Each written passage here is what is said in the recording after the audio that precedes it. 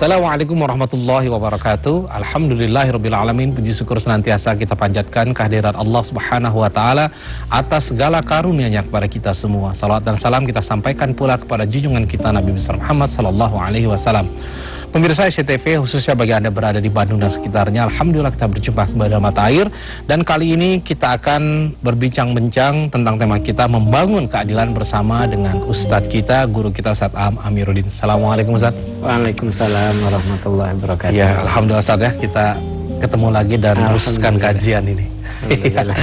Baik, Ustadz, kali ini kita akan mengangkat tema tentang membangun keadilan. Nah, tampaknya ini sangat relevan sekali dengan kondisi yang sekarang ya, di mana orang banyak meneriakkan gitu slogan-slogan menginginkan adanya keadilan. Nah, kita pengen tahu sebenarnya keadilan seperti apa sih dalam sudut pandang Islam. Silakan Ustaz. Ya. Bismillahirrahmanirrahim. Kalau kita cermati di dalam kitab suci Al-Qur'an, ternyata keadilan itu banyak dibahas.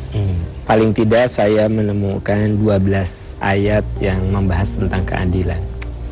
Dan kalau kita cermati para pendahulu kita yang mencoba membuat fondasi-fondasi kenegaraan di Indonesia ini luar biasa. Mereka mencantumkan keadilan itu dalam salah satu pasal, salah satu butir Pancasila. Pasal.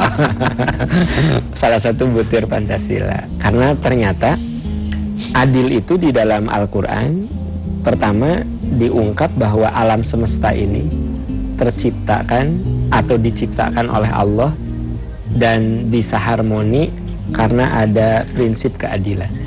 Nah, itu. Ini bisa dilihat misalnya dalam surat ke-55 ya. Dalam surat ke-55 ayat 7 dan 8. Jadi maksud saya biar membiasakan juga para pemirsa ya, di rumah bisa dilihat. Dalam surat ke-55 surat Ar-Rahman Allah berfirman was-samaa'a rafa'aha, dan Allah angkat langit. Jadi langit itu segala sesuatu yang ada di luar bumi kita. Bintang-bintang itu disebut langit. Wa wada'al mizan, dan Allah tetapkan keadilan. Jadi bumi mengitari matahari, matahari berjalan pada orbitnya. Kemudian bintang-bintang, galaksi-galaksi yang ada di kesemestaan ini, kenapa tidak bertabrakan? Karena Allah telah menciptakannya dengan prinsip adil. Jadi adil itu artinya proporsional. Adil itu artinya seimbang. Nah, bahkan ternyata di dalam Al-Quran, ketika Allah menetapkan aturan-aturan hidup, ya, aturan-aturan hidup, itu juga dibangun di atas keadilan. Nah, para pemirsa bisa lihat misalnya dalam surat Al-An'am ya, surat ke-6 ayat 116 gitu. Dalam surat Al-An'am juga disebutkan bahwa ternyata Allah menyebutkan ketika Allah membuat aturan-aturan hidup untuk manusia juga dibangun di atas keadilan. Wa tammat kalimatu rabbik, dan sungguh sempurna firman-firman Tuhanmu sidqan wa adlan. Dan Allah menciptakan aturan-aturan hidup itu didasari oleh kebenaran dan keadilan. Jadi ternyata ketika Allah berfirman tentang ayat-ayatnya, maksud saya firman-firmannya yang ada di dalam Al-Quran, Allah menyebut dengan kata-kata wa tammat kalimatu rabbika adlan sidqan wa adlan. Sungguh telah sempurna firman-firman Tuhanmu itu atas dasar kebenaran dan keadilan. Nah, oleh karena itu di dalam surat An-Nahl ya, ayat 90, surat An-Nahl ayat 90, Allah memerintahkan kepada kita juga untuk bersikap adil. Nah, jadi ternyata dari 3 ayat yang saya ungkap terlihat jelas bahwa Allah menciptakan kesemestaan ini dengan keseimbangan. Adil itu kan seimbang. Sebab kalau tidak adil, tidak seimbang, tidak harmoni, maka akan terjadi kehancuran. Nah, lalu Allah pun menetapkan aturan-aturan kepada manusia dalam surat Al-An'am ayat 115 yang tadi saya ungkap ayatnya. Allah menurunkan ketentuan-ketentuan, kalimat-kalimat, firman-firman dalam kitab sucinya juga sidqan wa adlan, dibangun dengan kebenaran dan keadilan. Nah, lalu di dalam surat An-Nahl ayat 90 diungkap bahwa manusia itu kalau ingin harmoni hidupnya, ingin stabil, itu perlu suatu gaya hidup yang adil, yang proporsional. Contoh sederhana, kalau olahraga itu bagus, tapi kalau melewati batas jadi nggak bagus, gitu. Gizi itu, makanan bergizi bagus, tapi kalau melewati batas jadi kolesterol lah, jadi asam urat lah, gitu. Jadi segala sesuatu kalau keluar dari takaran, dari ukuran, itu akan mengalami disharmoni, akan mengalami ketidakadilan. Itu gambaran betapa keadilan, sikap proporsional itu harus melekat dalam hidup kita. Iya. Nah, kalau bicara keadilan ini sekarang kan kalau kita melihat ya, Ustadz, keadilan itu bisa dalam ruang yang sempit, artinya mungkin keluarga gitu. Tapi kita juga bisa melihat ruang yang lebih besar. Nah, kalau misalkan kita perhatikan, kan banyak terjadi demo, ya misalkan buruh, ya demo buruh, kemudian juga hal-hal yang lain, ya masalah tanah dan sebagainya. Nah, di situ yang diangkat adalah jargonnya meminta semacam keadilan gitu.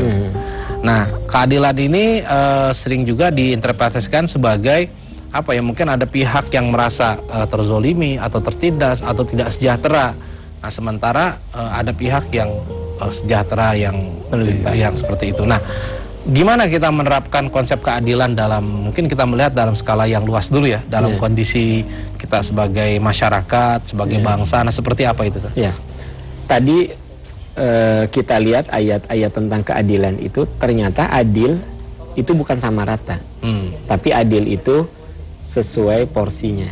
Jadi kalau saya punya 3 anak, yang satu sudah kuliah, yang satu kuliah semester 1, yang satu SD.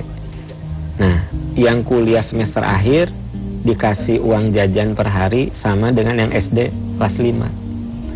Sama-sama gitu, dengan alasan saya ingin adil sama anak saya. Si kakaknya kasih 50.000, yang kedua kasih 50.000, yang SD juga dikasih 50.000 uang jajan.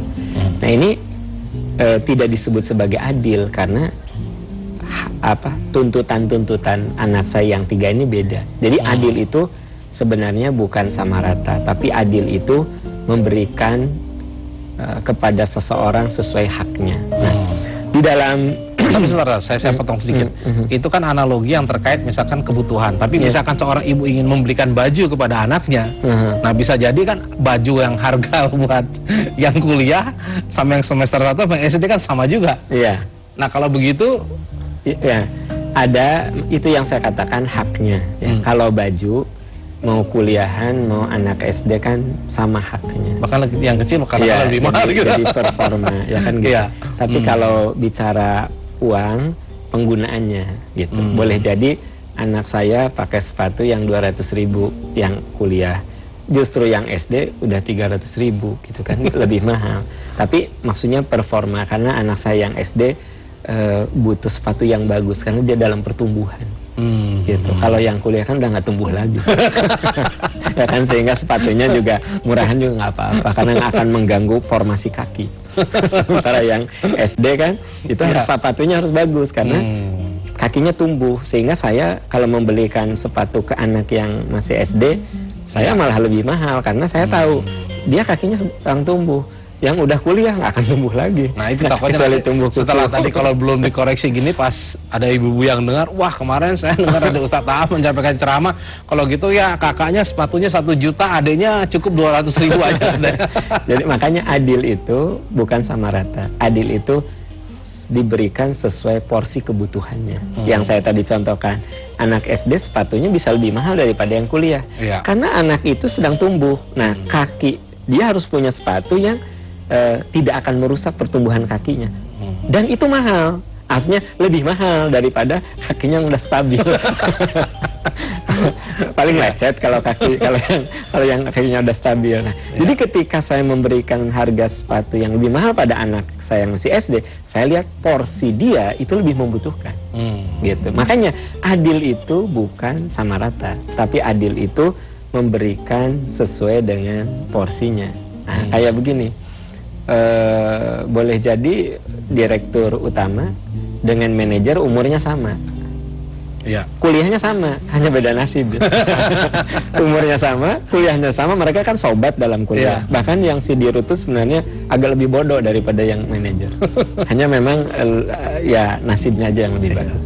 Tapi kan si direktur utama beda dong gajinya dengan manajer. Nah, karena dianggap tanggung jawabnya direktur utama lebih besar daripada manajer. Kalau manajer membawahi staf, kalau dirut membawahi berbagai macam bidang lagi. Nah, jadi yang namanya adil itu memberikan sesuai porsinya. Nah, saya lihat di dalam kitab suci Quran, memang adil itu ada ruang lingkupnya. Ya, gimana Ustaz? Ya, pertama, kita harus adil terhadap diri kita.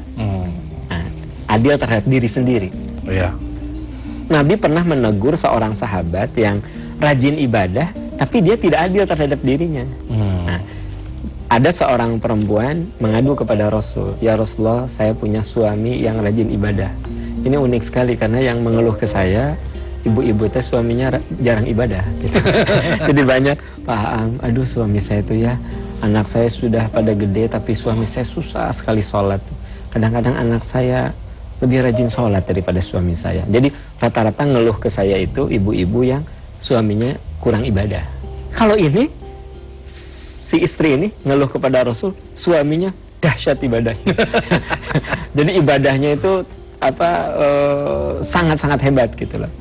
Lalu kata wanita itu, "Ya Rasul, suami saya itu kalau malam nggak pernah tidur, sholat aja gitu, sampai katanya di kamarnya ada tambang tali. Jadi kalau capek dia begini, kan gitu. Kebayang nggak? Ihdinas shiratal mustaqim. Terus kalau siang dia nggak pernah berbuka, dia puasa terus. Gitu. Jadi dia puasa siangnya, malamnya tidak tidur, ibadah terus. Nabi mendengar informasi tadi, langsung kata Nabi ke istrinya tuh, "Suamimu bawa ke sini." Lalu Nabi bertanya, "Saya dengar dari istrimu bahwa kamu begini-begini."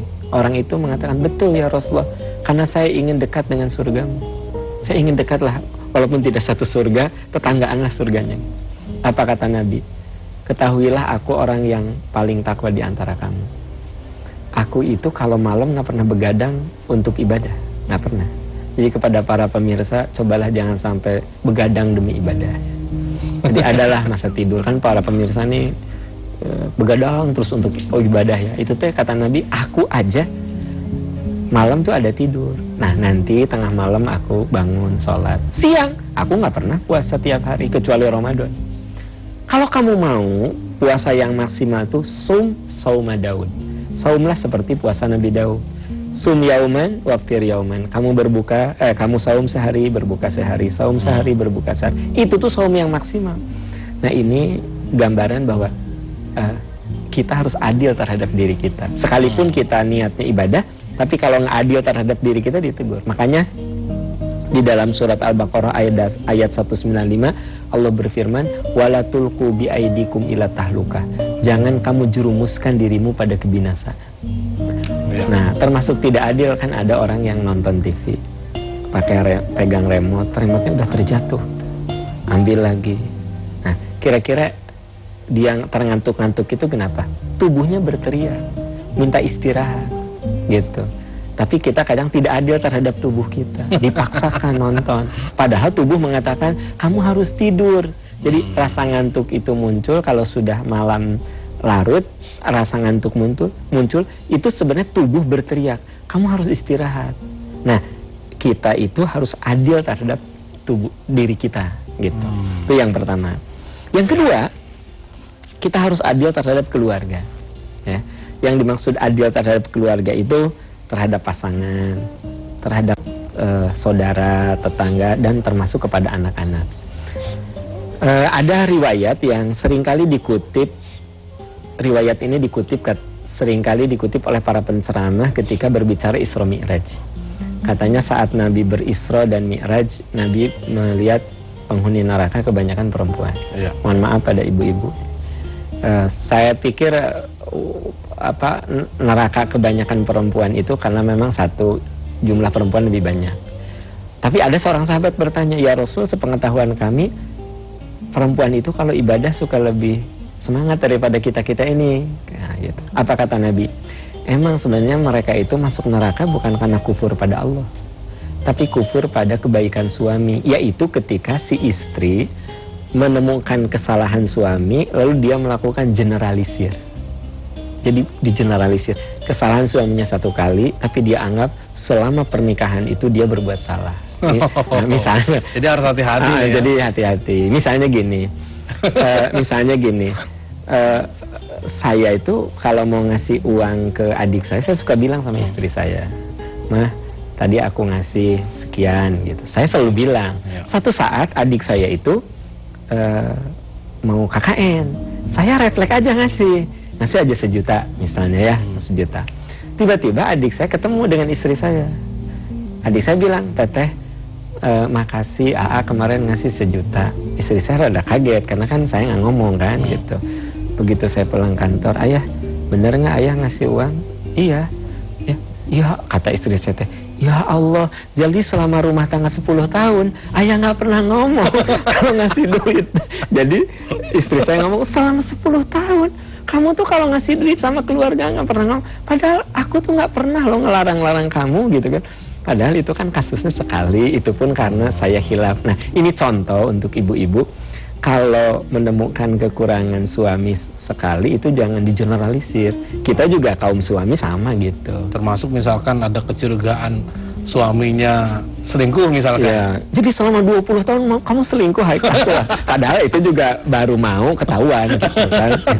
Baru belajar gitu ketahuan, udah belum ahli kan. Iya.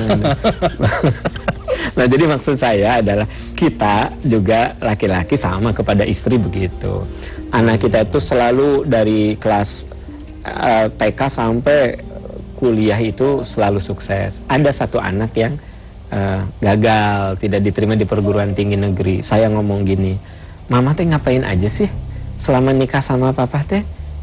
Kerjaan apa sih anak-anak sampai nggak berhasil? Jadi saya menafikan kebaikan istri saya. Itu juga tidak adil. Jadi adil terhadap keluarga, pasangan, terus adil terhadap anak-anak. Nah, ini penting karena ini saya baca dalam satu riwayat yang menurut saya perlu jadi perhatian. Nabi bertamu ke satu keluarga. Keluarga itu, si ayah itu punya anak. Jadi keluarga itu punya anak yang kecil-kecil 2. Lalu si ayah itu menggendong anak yang pertama, disimpan di pahanya, di paha kanannya digendong. Kalau yang satu dibiarkan, nggak dipeluk, nggak diapa, dibiarkan aja gitu kan, gitu. Lalu Nabi berkata kepada si ayah itu, kata Nabi, fattaqullah, takwalah kamu kepada Allah, wa'dilu baina auladikum, dan kamu harus adil sama anak-anakmu. Karena anaknya masih kecil dua-duanya, yang satu digendong di paha kanan, usahakan yang satu juga gendong di paha kiri. Kecuali kalau sudah digendong, dirangkul begitu, dianya nggak mau, lain soal gitu. Nah, ini Rasul nampaknya melihat si ayah itu cuma pegang yang satu aja gitu, yang satu dibiarkan gitu. Padahal umur mereka berdekatan. Kecuali kalau yang satu masih balita, yang satu kuliah kan nggak mungkin. Kamu teteh di sini gitu, nggak usah kan. Hanya maksud saya di sini Rasul menegaskan i'dilu baina auladikum. Kamu harus adil terhadap anak-anakmu. Jadi terhadap keluarga juga harus adil gitu. Ini wilayah keadilan yang kedua ya. Nah, terus ada lagi adil terhadap orang yang berselisih. Jadi kepada orang yang sedang berselisih kita harus bersikap adil. Nah, ini dijelaskan dalam surat Al-Hujurat ayat 9 ya. Jadi dalam surat Al-Hujurat surat ke-49 gitu, ayat 9, di situ ada ayat yang sangat indah sekali. Ketika ada orang yang berselisih ya, kita itu harus mendamaikannya dengan penuh keadilan. Nah, di situ ada kata-kata wa in ta'ifatani minal mu'minina iqtatalu, kalau ada dua kelompok orang beriman itu berselisih, kan perselisihan itu tidak bisa lepas dalam kehidupan kita, ya kan?